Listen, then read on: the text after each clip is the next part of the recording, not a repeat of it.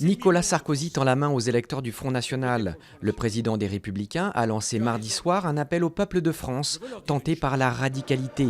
Une opération de séduction raillée dès le lendemain par Marine Le Pen, selon laquelle la tentative de siphonner les voix de son parti n'avait marché qu'une seule fois sur 10 en 2007. Manuel Valls a de son côté affirmé qu'il resterait à Matignon, même si le FN remportait une ou plusieurs régions au second tour des régionales.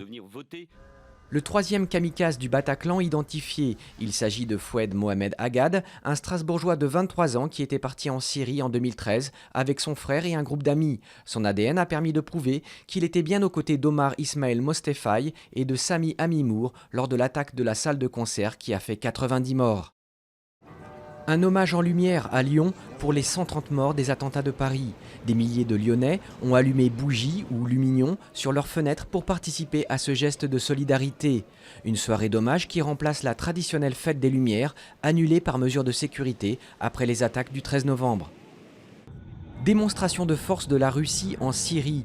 L'armée russe a utilisé pour la première fois mardi un sous-marin pour frapper, selon elle, les djihadistes du groupe État islamique.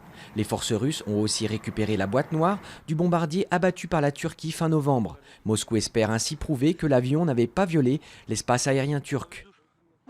L'Église catholique est solidaire des protecteurs de la nature. Des photographies montrant la richesse et la beauté de la planète, mais aussi la pollution, ont été projetées mardi soir sur la basilique Saint-Pierre.